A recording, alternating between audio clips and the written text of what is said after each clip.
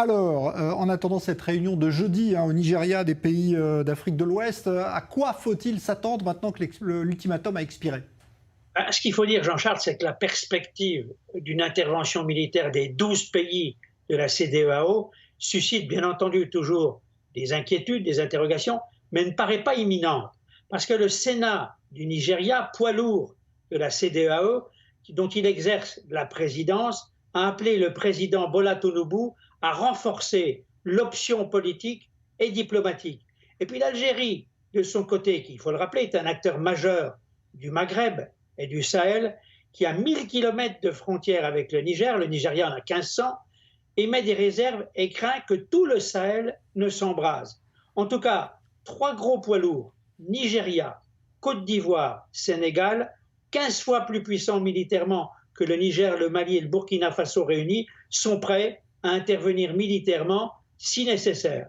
Il est clair que face à des putschistes exigeants, la CEDEAO doit choisir entre mettre à exécution ces menaces d'intervention ou alors privilégier la voie diplomatique avec une question. Combien de temps peuvent durer le statu quo et ce que j'appelle aussi le pourrissement de la situation? Alors justement, en attendant qu'une décision soit prise, Christian, est-ce que des groupes comme ces groupes djihadistes qui sévissent au Sahel ou le groupe russe paramilitaire Wagner peuvent profiter de la situation? Tout à fait.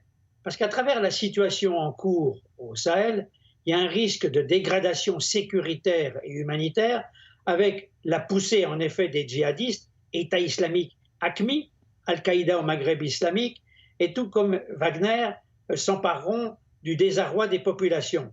Si Mohamed Bazoum n'est pas rétabli rapidement dans sa fonction de président, ça sera le chaos institutionnel qui profitera d'autant plus aux djihadistes et à Wagner qu'ils se substitueront à la France, aux États-Unis et autres pays occidentaux qui viennent, il faut le rappeler, de couper leur aide militaire, économique et financière au Niger, au Burkina Faso et au Mali. Depuis des années, les djihadistes poursuivent leur expansion territoriale en misant sur la faillite des États.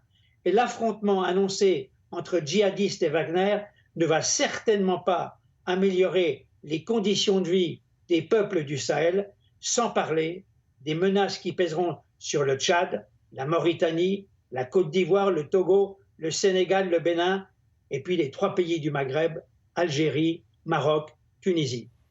Merci Christian Mallard, consultant diplomatique.